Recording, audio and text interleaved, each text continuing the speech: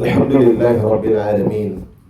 Wassalatu wassalamu ala nabiyyina Muhammadin wa alihi wa ashabihi wa tabi'ina ila yaumiddin, amma ba'd. Ya ayyuhalladzina amanu taqullaha haqqa tuqatih wa la tamutunna illa wa antum muslimun. Fa inna asdaqal hadithi kitabullah wa khairal huda hudal Mustafa sallallahu alaihi wasallam. Wa syarrul umuri muhdatsatuha fa inna kulla muhdatsatin bid'atun wa kulla bid'atin dhalalah wa kulla dhalalatin fin nari, amma ba'd. Allahumma inna nas'aluka ilman nafi'an wa rizqan tayyiban wa amalan mutaqabbala, amma ba'd. Masyarul jamaah yang dirahmati oleh Allah Subhanahu wa ta'ala. Allah Subhanahu wa ta'ala selain menciptakan alam semesta, Allah menciptakan makhluk-makhluk lain yang hidup di dalamnya. Di antara makhluk itu, dia adalah insan atau manusia. Ya Allah Subhanahu wa ta'ala, selain dari Adam dan Hawa, Allah jadikan manusia tersebut kehidupannya bermula dengan tangisan ketika ibunya melahirkannya di dunia ini. Tangisan pertama itu, jemaah yang dirahmati oleh Allah Subhanahu wa ta'ala, adalah tangisan yang terbaik dari tangisan-tangisan terhadap dunia. Dalam artian adalah manusia banyak menangis dalam kehidupannya. Dia banyak meneteskan air mata. Tetapi ingatlah bahwa tangisan kelahiran dia itu adalah tangisan yang paling tanpa beban, tangisan yang paling lepas ketika dia menangis. Kemudian Allah Subhanahu wa ta'ala jadikan kehidupan dia berjalan hari demi hari, hari bertemu pekan, pekan berkumpul dengan bulan, sampai akhirnya terkumpulah tahun demi tahun sebagai jalan kehidupan manusia. Kalau tadi tangisan pertama adalah tangisan bahagia, maka ternyata tangisan yang dia menangis pertama kali tadi itu dalam kondisi dia sangat lemah, tidak berdaya, tidak bisa apa-apa. Justru ternyata tangisan itu adalah tangisan yang paling lepas, kita sebutkan tadi. Sementara ternyata setelah manusia itu dewasa, dia punya power, dia punya harta, dia punya kekuatan, dia punya rekan-rekan dalam lingkungannya, dia punya keluarga. Tapi ternyata tangisan dia ketika dia sudah dewasa tidak lebih luas dan tidak lebih lepas daripada tangisan dia ketika kecil. Karena tangisan dia ketika dewasa mengandung beban demi beban dalam kehidupan. Ringkasnya umat Islam yang dirahmati oleh Allah Subhanahu wa ta'ala, bahwa tangisan setelah tangisan pertama itu adalah tangisan karena kekecewaan. Tangisan karena kekecewaan, dan kekecewaan tersebut muncul bagikan awan mendung setelah begitu banyak apa? Cobaan, ujian, tantangan hidup, bahkan duri-duri di dalam hati yang berjalan, dia bawa ke sana kemari. Maka umat Islam yang dirahmati oleh Allah Subhanahu wa ta'ala, ketika seorang hamba sudah sadar bahwa tangisan pertamanya adalah tangisan yang lebih ringan, walaupun dia teriak sekuat-kuatnya, sementara tangisan ketika dia dewasa itu lebih berbeban, walaupun dia pendam selirih-lirihnya, maka dia harus tahu bahwasanya sebab semua itu adalah kekecewaan, dan dia harus cari solusi gimana agar dia tidak kecewa. Umat Islam yang dirahmati oleh Allah Subhanahu wa ta'ala, kita bicara secara singkat. Sebab pertama yang bisa menjadikan seorang itu tidak kecewa adalah dia harus beriman dengan kuat terhadap takdir Allah Subhanahu wa ta'ala. Dia harus beriman dengan kuat terhadap takdir Allah Subhanahu wa ta'ala. Akidah Ahlussunnah wal Jamaah menetapkan bahwa iman kepada qada dan qadar, ketentuan dan takdir Allah Subhanahu wa ta'ala, adalah satu dari rukun iman. Dan Allah Subhanahu wa ta'ala menyebutkan di dalam misalnya surah Al-Qamar ayat yang ke-49, Allah mengatakan inna kulla syai'in khalaqnahu biqadar. Segala sesuatu kami ciptakan dengan takdirnya masing-masing. Kemudian Allah berfirman di dalam surah Al-Furqan ayat yang kedua. Allah mengatakan wa khalaqa kulla syai'in faqaddarahu taqdira. Allah ciptakan segala hal dan Allah takar sesuai takdirnya masing-masing.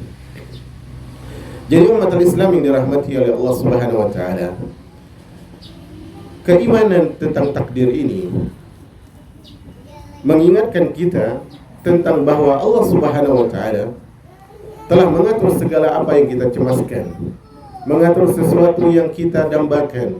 Allah yang mengatur bahagia, Allah yang mengatur derita, Allah yang mengatur suka, Allah yang mengatur duka, Allah yang mengatur air mata yang dingin karena bahagia, dan Allah Subhanahu wa taala pula yang mengatur air mata yang hangat karena derita. Semuanya telah ditakdirkan oleh Allah Subhanahu wa taala.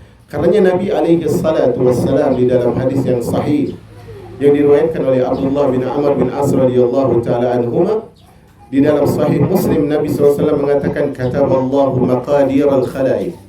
Allah telah mencatat seluruh takdir manusia itu, bahkan seluruh makhluk bukan hanya manusia, qabla an yakhluqas samawati wal ard bi 50 alf sana. Sebelum Allah ciptakan langit dan bumi, takdir itu telah Allah ciptakan bi 50 alf sana, 50.000 tahun sebelumnya.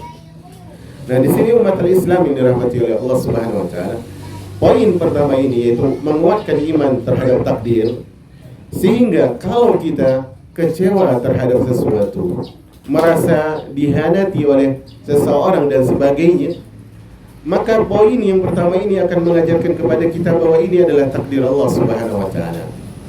Dan Allah Subhanahu wa taala mengatakan kul la yusibana di dalam surat Taubah ayat 51, kul la yusibana illa ma kataballahu lana huwa maulana.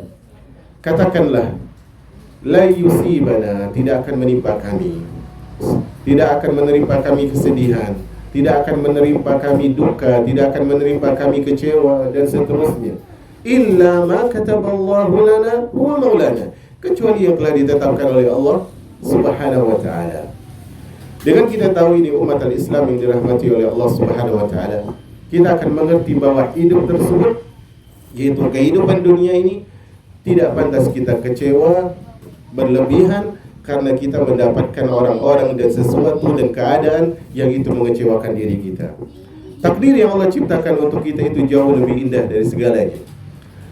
Bayangkan jemaah yang dirahmati oleh Allah, ketika Anda yakin dengan sebuah planning, atau percaya dengan seseorang, atau mungkin merasa husnuzon dengan sebuah usaha yang dijalani, kemudian ternyata baru melangkah atau di pertengahan jalan Allah Subhanahu wa taala gagalkan hal itu. Allah jadikan ada hati yang tersakiti, Allah jadikan ada jantung yang berdetak tak seperti biasanya karena kecewa yang melanda tadi. Nah, sesuatu yang ditakdirkan begitu cepat menimpa seorang hamba yang baru berharap akan bahagia ini, baru berangan-angan akan mendapatkan sesuatu yang diinginkan ini, kemudian ternyata kecewa. Kekecewaan yang disegerakan oleh Allah Subhanahu wa taala ini adalah hikmah dan nikmat dari takdir Allah Subhanahu wa taala.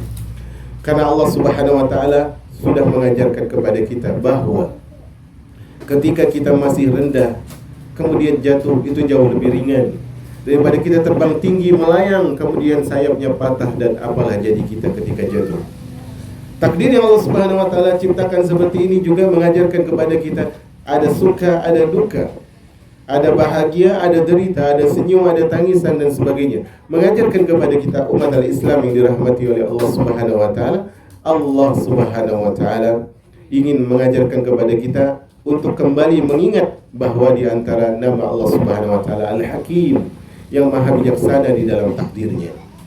Yang di antara fungsi dari takdir ini, iman kepada takdir ini, di antara buahnya, di antara hasilnya adalah agar seorang hamba tidak merasa sedih ketika hilang jauh dari harapannya. Ini tujuan takdir. Ada 3 tujuan besar dari takdir ini.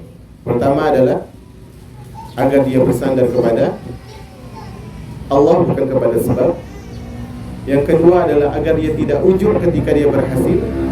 Dan yang ketiga, poin pembahasan kita, agar dia tidak kecewa ketika dia mendapatkan sesuatu hasil yang mengecewakan dirinya. Maka dia tidak kecewa karena ini sudah ditakdirkan oleh Allah Subhanahu wa taala. Nah, jemaah yang dirahmati oleh Allah Subhanahu wa taala, betapa sering kita dalam hidup ini ya memiliki sebuah ide, memiliki sebuah perencanaan, memiliki sebuah rencana, memiliki sebuah planning. Kemudian ternyata kita menyesal bukan dengan pilihan kita. Sering atau tidak? Sering. Kita lakukan planning ini, planning A, planning B, ternyata kita jalani A, B, semuanya hasilnya tidak baik. Padahal itu planning apa? Planning siapa? Planning kita.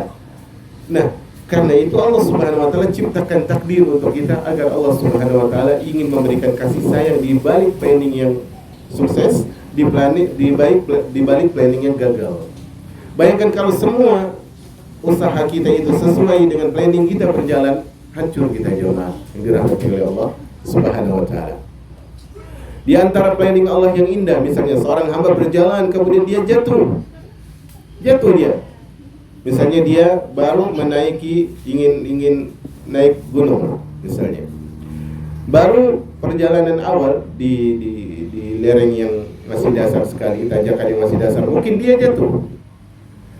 Bayangkan kalau ternyata dia tidak jatuh di sini, bisa jadi dia jatuh ketika ketinggiannya semakin tinggi. Berat. Seorang misalnya juga gagal di usaha yang baru dia bina dengan angka yang tidak terlalu besar mungkin. Kemudian Allah jadikan bangkrut, Allah jadikan mundur, Allah jadikan lemah berjalannya. Allah Subhanahu wa taala ada hikmah yang baik di balik semua itu apa? Agar bangkrutmu tidak di jumlah yang lebih besar. Jadi takdir ini harus kita ridhoi dalam kehidupan jemaah yang dirahmati oleh Allah Subhanahu wa taala. Di sini ada ucapan seorang ulama, nama beliau adalah Al-Imam Ibnu Aun. Al-Imam Ibnu Aun rahimahullah berkata, "Irda bi qada'illahi min usrin wa yusrin." Ridholah dengan takdir Allah, baik itu suka maupun duka. Fa inna dzalika aqallu li hammi. Karena dengan ridho terhadap takdir Allah itu mengurangi gundah gulanamu.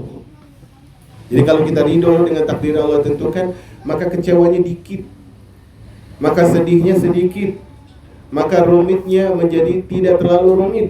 Karena sebelumnya kita sudah ridho dengan takdir Allah Subhanahu wa taala.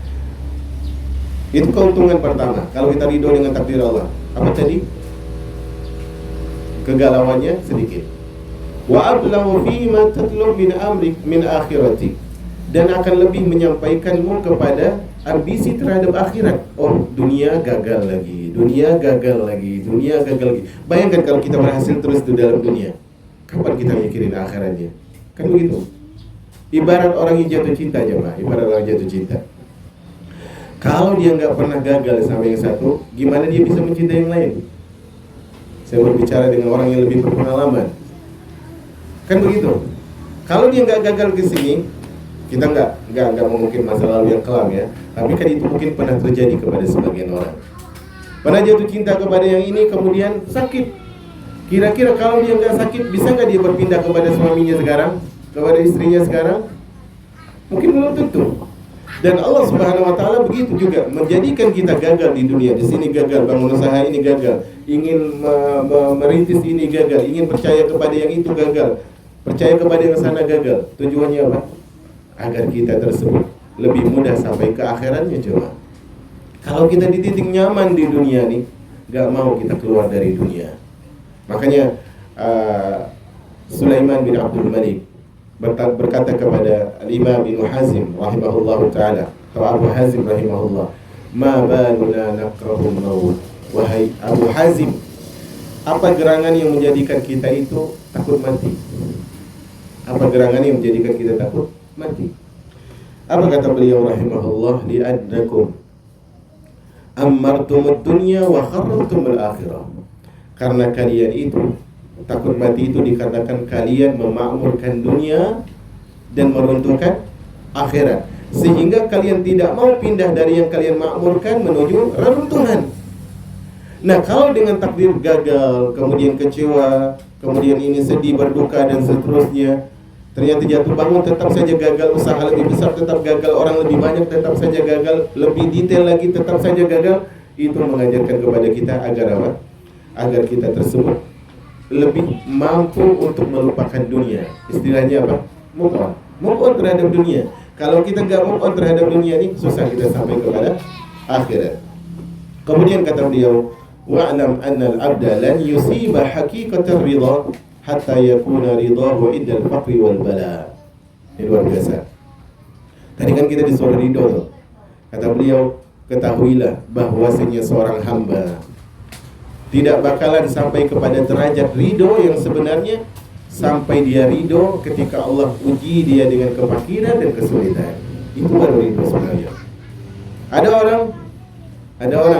orang begini dia ngomong,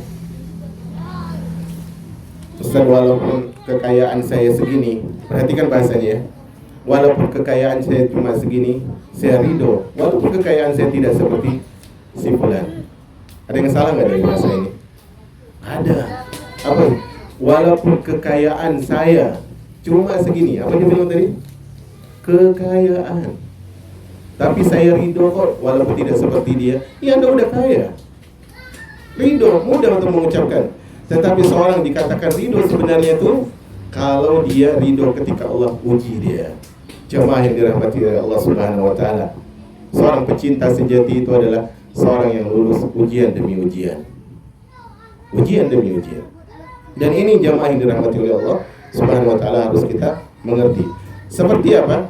Karidohu indal ghina warraha. Ridhomu ketika diberikan sakit, diberikan musibah. Ketika sama ridho ini diberi sakit, sama ridhonya diberi sehat, diberi miskin, sama ridhonya ketika diberi kekayaan. Itu baru orang yang benar-benar ridho dengan takdir Allah Subhanahu wa taala. Kemudian kata Allah, kata beliau rahimahullah, kaifa tastaqdillah fi amri. Kita ini kan, kalau Allah takdirkan ini, ya Allah kok nggak gitu sih? Kenapa yang ini nggak yang itu? Kenapa si anu bukan si fulan? Kenapa si fulana bukan si fulana yang lain? Kan begitu. Maunya kan gitu ya? Apa kata beliau? Bagaimana mungkin kau bisa mengatur Allah dalam urusannya? Summa taskhar in ra'aita qada'an mukhalifun li hawa. Ketika engkau melihat takdir Allah tidak sesuai dengan hawa nafsumu. Ini enggak pantas jemaah yang dirahmati oleh Allah Subhanahu wa taala. Allah Subhanahu wa taala mengatakan apa? Wa asa an takrahu syai'an wa yaj'alallahu fihi khairan katsiran. Boleh jadi kalian benci sesuatu, tapi Allah Subhanahu wa taala menjadikan dalam hal itu banyak sekali kebaikan. Dan Allah juga menyebutkan di dalam surah Al-Baqarah ayat 216. Kata Allah, wa asa an takrahu syai'an wa asa an takrahu syai'an wa huwa khairul lakum. Boleh jadi kalian benci sesuatu, sementara sesuatu itu ternyata adalah baik bagi kalian. Resep yang kedua agar kita tidak kecewa, saya sebentar saja karena juga ada kegiatan, adalah jangan jatuh cinta terhadap dunia. Jangan cinta kepada dunia. Jemaah yang dirahmati oleh Allah Subhanahu wa taala. Dunia ini kita kembali kepada cerita awal manusia tadi. Dia lahir dalam keadaan apa? Menangis. Seakan-akan ada isyarat dari Allah Subhanahu wa taala, itulah dunia. Itulah dunia. Kau mulai dengan tangisan, kata orang bijak nih, dunia itu kau mulai dengan tangisan, kau tutup dengan tangisan. Pertama tangisan kelahiran, kedua tangisan gimana keluargaku, gimana amalanku, gimana ini dan itu. Tangisan-tangisan ini begitu banyak. Dunia demikian. Memang dunia tersebut bukan tempat yang sangat indah untuk dijadikan kediaman. Kenapa tadi? Karena dia ada suka, ada duka. Samaniyatun tajri 'alan nasi kullihim. Ada 8 perkara yang pasti dilewati oleh manusia dalam kehidupan dunia. Samaniyatun tajri 'alan nasi kullihim. Ada 8 perkara yang menimpa manusia. Apa kata beliau? Farhun wa husnun wa istima'un wa furqatun wa usrun wa yusrun summa sukmun wa afiyah. Ada suka, ada duka. Kadang orang itu dia aneh. Perasaan tadi malam saya sehat-sehat saja, kok tiba-tiba sakit. Tadi kayaknya baik-baik aja, kok tiba-tiba batuk. jangan merasa aneh. Karena itulah dunia. Terkadang kita dengar si fulanah meninggal, rahimahullah. Kemudian kita katakan, baru tadi malam kita kumpul sama dia. Jangan aneh, begitulah dunia. Dunia tersebut mengatakan bahwa kematian tersebut bukanlah jodoh bagi yang terbaring di atas ranjang. Terkadang dia justru adalah yang menemani orang yang berjalan dengan senyum dan tawanya. Kematian tersebut bukan bagi yang sudah rentan tubuhnya, tetapi bagi yang sedang olahraga mati. Dunia seperti itu. Dan juga kata beliau, wastima'un wa furqatun, ada kumpul nih, kemudian ada apa? Pisah. Dunia mengajarkan seperti itu. Karena apa? Karena kumpul terus gak bahagia. Kan begitu? Terus saya tanya nih sama sebelah kanan, ada saatnya gak pengen suami itu gak ada di rumah? Hah? Ada saatnya gak pengen suami ini kapan sih keluar? Ada gak? Ada. Diamnya wanita itu setuju. Begitu. Menandakan apa? Kumpul terus gak enak. Nanti kalau udah jauh apa? Kapan pulang? Lagi sendiri nih. Tapi kalau udah lagi ngumpul pengen me time gitu ya. Kalau udah pesan sendiri pengen family time. Dunia. Ada kumpul, ada apa? Pisah. Dan kata Jibril alaihi salam kepada Nabi sallallahu alaihi wasallam, wa ahbib man syi'ta. Wahai Muhammad, silakan cintai siapapun yang kau mau. Fa innaka mufarikun, tetapi kau akan meninggalkannya. Pasti. Dan ini penting jemaah yang dirahmati oleh Allah Subhanahu wa taala. Yang itu berapa? 4. 5 ke 6 adalah usrun wa yusrun. Ada mudah, ada sulit. Hari ini dimudahkan oleh Allah Subhanahu wa taala, jangan ujub, jangan terpedaya. Besok ada kesulitan yang pasti Allah Subhanahu wa taala takdirkan buat kita. Summa sukmun wa afiyah, ada sakit, ada sehat. Dunia seperti ini. Kalau dunia itu sesuatu yang tidak bisa, atau kalau dunia itu sesuatu yang tidak pernah buat kita kecewa, maka para nabi dan rasulullah lebih pantas tidak kecewa.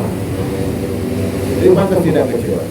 Tapi Nabi SAW dikecewakan oleh keluarganya yang menolak dakwah, dikecewakan oleh istri-istrinya di sebagian waktu, dikecewakan oleh sebagian para sahabat di sebagian waktu. Mereka orang-orang saleh, tapi ternyata kekecewaan itu muncul dari mereka dan mereka rasakan. Nah, dunia ini seperti itu jemaah yang dirahmati oleh Allah Subhanahu wa taala. Kalau dunia itu nyaman terus, dunia itu adem terus, nggak perlu Allah Subhanahu wa taala ciptakan surga bagi kita. Nggak perlu. Kenapa? Karena memang Allah itu ingin kita itu nyaman. Allah itu ingin kita nyaman. Makanya awal penciptaan manusia itu di mana? Di mana? Di surga. Tetapi ketika manusia sudah mulai tidak pandai menghargai kenyamanan tersebut, diajarkan bagaimana susah, biar dia kemudian balik lagi tahu apa itu kenyamanan. Nah, konsepnya seperti itu. Kita nanti ingin nyaman di surga Allah Subhanahu wa taala di akhirat, maka diajarkan di dunia ini bagaimana cara hidup tidak nyaman. Artinya apa? Kalau ingin tahu rasanya sehat, harus sakit. Kalau ingin tahu rasanya tenang, harus tahu rasanya galau. Kalau ingin tenang di surga, bahagia di surga, maka di dunia pasti merasakan apa? Bala dan musibah. Karena itu umat al-Islam yang dirahmati oleh Allah Subhanahu wa taala, poin kedua ini penting untuk kita perhatikan. Kata Nabi sallallahu alaihi wasallam, "Man kanatid dunya hammahu." Siapa yang dunia ambisinya, barakallahu alaihi syamlahu, Allah hancurkan urusannya. Akhirnya apa? Kecewa. Wa ja'ala al-faqra nasba ainihi. Kemudian Allah jadikan kefakiran tersebut di hadapan matanya. Kemana dia memandang? Ada. Sehingga dia kalau tidur takut buka mata. Yang dia lihat apa? Kefakiran. Besok bagaimana? Bagaimana urusan ini bayarnya? Bagaimana besok untuk melunasi ini dan itu? Kenapa? Dunia yang dia pikirkan. Kemudian kata Nabi sallallahu alaihi wasallam, walam ya'tihi minad dunya illa ma kutiba lahu. Yang dia dapat dari dunia cuma sekedarnya saja.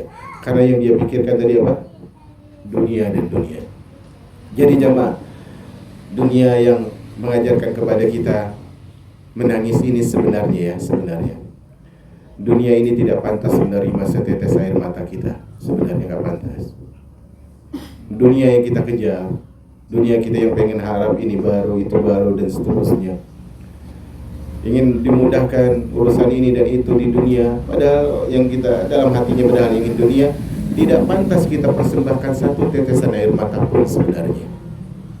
Maka cukuplah air mata yang lalu tersebut menjadi pelajaran bahwa memang dunia ini bukan yang paling pantas untuk diratapi, bukan yang paling pantas untuk dijadikan hidup kita itu bagaikan awan mendung yang menunggu angin menerpanya kemudian menjadi hujan. Gak pantas. Kalau bisa awan mendung tadi itu kita rubah dengan kepercayaan kepada Allah Subhanahu wa taala sehingga dia menjadi awan biru lagi. Jangan sampai menjadi air mata ibarat kumpulan awan yang hujan menerpa bumi. Gak pantas dia mendapatkan satu air mata kita. Kalaupun kita mau nangis karena dunia ini, nangislah karena kita sudah terlanjur tertaut dengan dunia. Bukan karena dunianya, tapi nangislah ya Allah, bebaskan hatiku dari dunia. Di antara doa Nabi SAW, Allahumma la taj'alid dunya akbar hammina. Ya Allah, jangan jadikan dunia ini di posisi terdepan matlamat kami dan cita-cita kami. Subhanallah. Nabi SAW mengatakan, mali walid dunia. Apa urusanku dengan dunia? Aku di dunia bagaikan seorang yang istirahat di sebuah pohon, kemudian aku pun pergi meninggalkannya. Dunia yang sangat hina. Dunia ini jamaah antara dua kemungkinan. Tatrukuha ant atau tatrukuka. Engkau meninggalkan dunia atau apa? Dunia meninggalkanmu. Mana yang lebih mungkin di antara dua kemungkinan ini? Dunia ini keadaannya dua, kita meninggalkan dunia atau dunia yang meninggalkan kita. Tapi mana yang lebih mungkin? Kita yang meninggalkan dunia. Nah, kalau dunia ini pantas kita perjuangkan, coba perhatikan realita kehidupan manusia. Seorang ayah atau seorang ibu, dia kerja. Seorang hamba dia kerja. Siang kadang jadi malam, malam kadang jadi siang. Kadang ibadahnya tersisihkan, minimal tertunda. Kemudian mendapatlah dia aset-aset dunia, poin-poin dunia dia dapatkan. Tetapi setelah masa hidupnya di dunia ini habis, untuk siapa itu? Untuk ahli waris. Kalau dunia ini berharga, harusnya dia tidak menjadikan kita terpisah dengan ajal tidak menjadikan kita terpisah dengan dunia, karena kita sudah sekian lama kerja untuk dunia. Harusnya begitu. Kan konsep perjuangannya harusnya kan gitu ya. Konsep perjuangan itu kalau udah letih berjuang harusnya bareng kan begitu ya. Terus nempel. Tapi ternyata setelah kita makin letih dengan dunia, apa yang terjadi? Kata dunia, dia say hello kepada kita. Silakan pergi. Subhanallah. Yang ketiga, la ta'tamid ala ahadin. Jangan bersandar kepada siapapun. Jangan bersandar kepada siapapun. Berkata Syekhul Islam Ibnu Taimiyah rahimahullah, la ta'tamid ala ahad. Jangan kau bergantung kepada siapapun. Hatta dhilluka yatrukuka fil dhalam. Sampai bayangan kita tuh ketika kita di lingkungan yang gelap, dia akan meninggalkan kita. Kan begitu? Di posisi gelap ada nggak bayangan kita? Nggak ada cahaya sama sekali, itu ada nggak bayangan? Nggak ada. Padahal dia bagian dari siapa? Bagian dari kita. Ketika bayangan kita itu bisa ninggalin kita, apalagi orang lain. Nah, ini jemaah yang dirahmati oleh Allah Subhanahu wa taala. Makanya ada seorang penyair bernama Abdurrahman Al-Makudi rahimahullah, dia mengatakan, "Idza aradat li fi zamani hajatan wa qad ashkalat fiha alayya al-maqasid waqaftu bi babillahi waqfa dari'in wa qultu ilahi innani laka khasidun Walastu tura'i waqifan inda babi man yaqulu fatahu sayyidil yawma raqidu. Ini indah sekali. Kadang manusia itu pengen minta bantuan orang jemaah, dan itu lumrah karena memang mereka disebut insan. Sebagai manusia sosial butuh kadang bantuan orang. Tetapi beliau ingin menasihati dengan realita yang ada. Kata beliau, idza aradat li fi zamani hajatun. Ketika di suatu masa ada kebutuhan hidup memaksa diriku. Artinya ini, anak ada kebutuhan nih, ada hajat ini, ada hajat itu, kemana yang pusing dia. Kata beliau, waqad ashkalat fiha alayya al-maqasidu. Dan semua solusi-solusi itu tidak ada jalannya. Ada hajatnya, tapi solusinya nggak ada. Semua kebutuhan itu semakin menumpuk, tapi kemana solusinya? Apa kata beliau? Waqartu bi babillahi waqfa dhari'in. Maka aku berdiri di pintu Allah Subhanahu wa taala dalam keadaan bersimpuh. Wa qultu ilahi innani laka qasidun. Dan aku katakan, wahai Rabbku, tujuanku hanya dirimu. Ketuk pintu Allah. Orang kalau sering mengetuk dibuka enggak? Dibuka. Mungkin hari ini kita berdoa enggak dikabulkan. Mungkin hari ini kita meminta tidak diberikan karena sebab-sebab kelalaian dari kita. Maka teruslah mengetuk, pintu itu akan dibuka oleh Allah Subhanahu wa taala. Kemudian apa kata beliau? Poin kita yang kita bahas di syair terakhir. Kata beliau, walasta tarani waqifan inda babi man yaqulu fatahu sayyidul yawma raqidu. Ketika aku ada hajat, engkau tidak akan mendapatkan diriku berdiri di rumah seorang bangsawan, seorang kaya raya, seorang hartawan, yang mana kalau aku ketuk pintu mereka, penjaganya bilang apa? Security-nya bilang apa? Tuhan lagi tidur siang, nanti lagi. Allah tidur siang? Enggak. Allah tidur malam? Enggak. Kalau kita ketuk pintu manusia, datang lagi ya nanti ya, ini lagi sibuk, nanti datang aja ke rumah. Kalau kita datang ke rumah lagi istirahat, nanti aja di kantor. Kalau di kantor lagi meeting. Manusia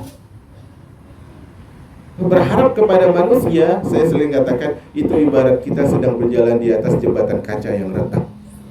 Siap-siap hancur, siap-siap jatuh. Siap-siap jatuh.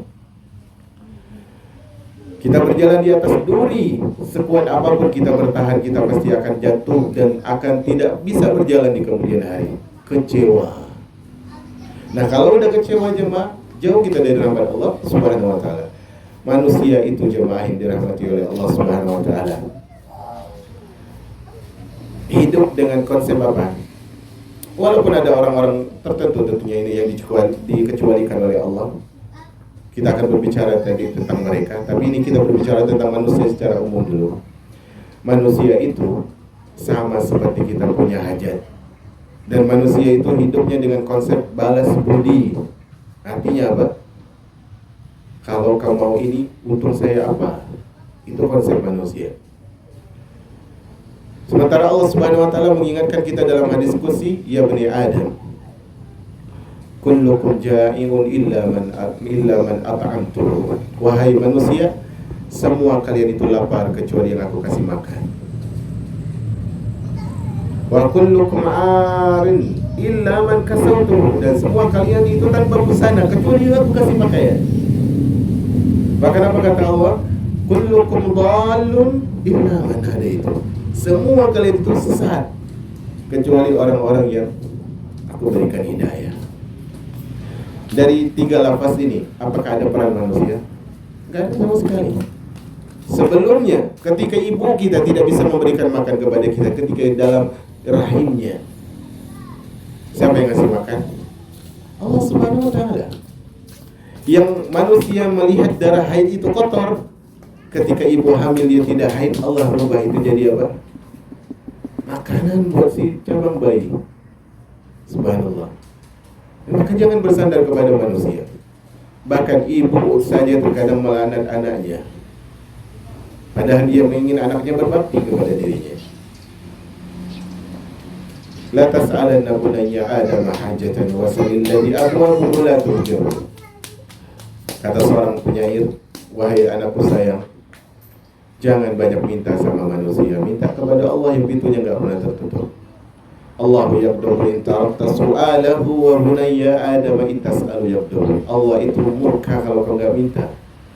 Luar biasa. Allah kalau kita nggak minta, Allah marah. Sementara manusia semakin kita minta semakin marah. Ini jemaah yang dirahmati oleh Allah Subhanahu wa taala. Ketika seorang hamba sudah mulai meletakkan harapannya kepada kehidupan orang lain, pasti dan pasti itu adalah ibarat dia menyimpan magnet penderitaan demi penderitaan. Coba di lapangan kita dapatkan begitu banyak orang-orang yang saya kira ibu dan bapak lebih ngerti hal ini. Orang-orang yang di jalan itu terlihat seperti dia yang memberi pengorbanan. Artinya ada kasus gini, kita butuh hajat, misalnya kita punya hajat, kita jadi ke seseorang wasilah nih misalnya, kan ada kadang kayak gitu kan. Kadang atau ada orang nawarin, Anda bisa bantu, saya bisa bantu. Padahal jemaah, peran ini dilakukan bukan oleh dirinya tapi oleh orang lain. Contohnya ya, misalnya kita punya suatu hajat kepada seseorang tapi kita nggak bisa dengan orang itu langsung, kita butuh perantara. Akhirnya ada yang nawarin atau kita minta tolong sama seorang. Kadang, apalagi kan zaman ini zaman apa nih? Zaman medsos, chat si fulan, chat si fulana, bisa saja. Kadang yang menjadi wasilah bagi kita itu bukan orang yang menawarkan diri ini, tetapi orang lain. Tetapi oleh orang yang menawarkan diri ini apa? Di screenshot, dipotong percakapannya atau dicoret itu namanya. Insya Allah akan segera dibantu. Anda udah usahakan. Padahal siapa yang minta tolong? Orang lain. Paham maksud saya di sini ya? Kadang kita ada si A nawarin kepada kita bantuan untuk ngomong sama si B. Padahal yang ngomong sama si B ini si C, oke? Si C. Tetapi di screenshot sama si A, dicoret dia nama-nama orang misalnya ya. Kemudian dia mengatakan, Ana udah bantu, ini bentar lagi. Padahal dia gak berperan sama sekali. Itu sering terjadi jemaah. Baik dunia dulu, belum ada zaman seperti ini sampai sekarang. Dan begitulah manusia turun-temurun. Maka ini penting, jangan bersandar kepada siapapun. Karena apa? Di awal tadi kita sebutkan, karena bayangan kita pun tidak pernah abadi bersama kita. Kemudian jamaah yang dirahmati oleh Allah Subhanahu wa taala, kalau kita tidak boleh bersandar kepada manusia di sekitar kita, kepada siapa berarti? Kepada Allah Subhanahu wa taala. Allah itu kalau kita dekat Allah ngasih. Kalau kita jauh Allah manggil. Itu Allah Subhanahu wa taala. Kalau kita dekat dikasih. Kalau kita jauh dipanggil, kapan balik? Kata Allah, fafirru ilallah, lari. Untuk apa? Untuk Allah kasih, karena kalau dekat nanti dikasih. Kan begitu. Tapi kalau dengan manusia gimana? Kadang kita kalau dekat dia merasa apa? Risih. Maka konsep alam mengajarkan kepada kita memang sebaik-baik sandaran adalah Allah Subhanahu wa taala. Saya kira sampai di sini saja ya. Karena sudah keringatan ini. Sudah hilang fokus.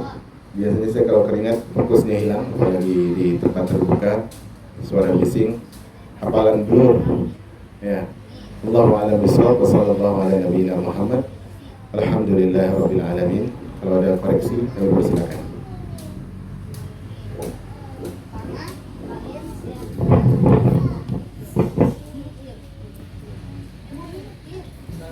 Ya.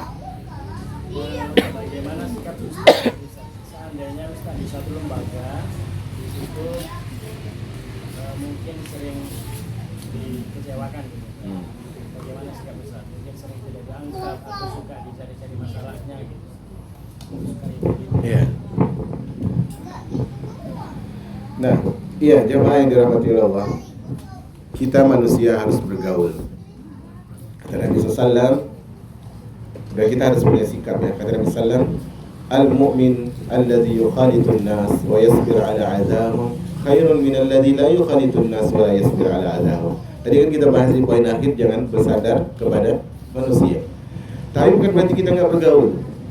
Bukan berarti kita nggak bergaul. Kata Nabi SAW, seorang mukmin yang bergaul dengan manusia, kemudian dia sabar dengan sikap tidak baiknya mereka, lebih baik daripada orang yang mukmin yang tidak bergaul dan tidak sabar. Dan kata seorang berkata kepada Imam Syafi'i rahimahullah, wahai Imam Syafi'i, mana yang lebih baik?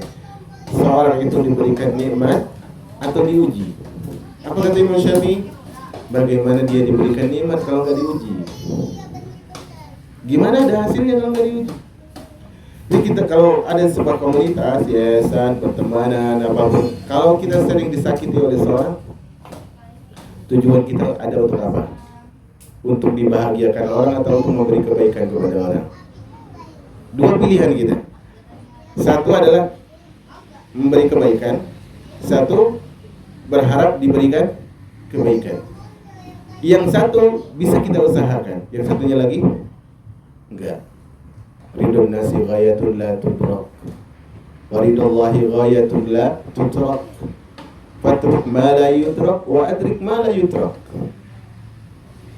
Ridho Allah sesuatu yang tidak boleh kau abaikan. Ridho manusia sesuatu yang tidak boleh kau andai-andaikan.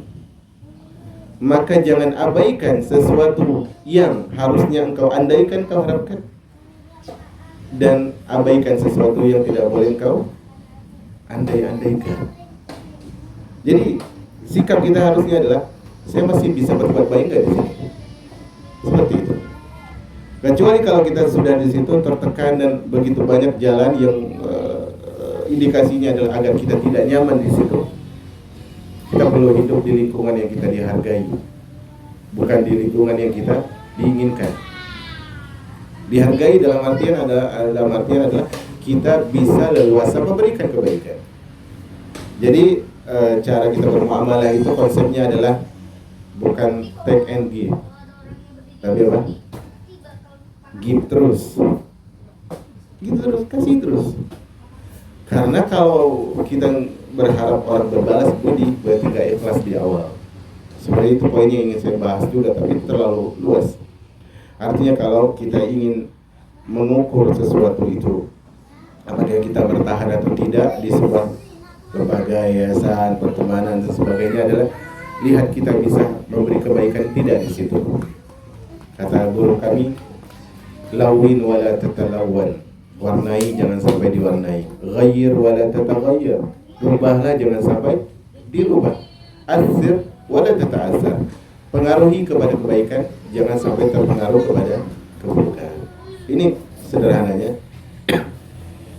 Tentunya perincian kasusnya kan panjang ya. Nah, karena kita harus meninggalkan sebuah komunitas. Untuk apa? Agar kita bisa memberikan kepada komunitas yang lain yang lebih bisa leluasa kita persembahkan pengabdian kepada mereka. Wallahu a'lam bishawab. Ada lagi?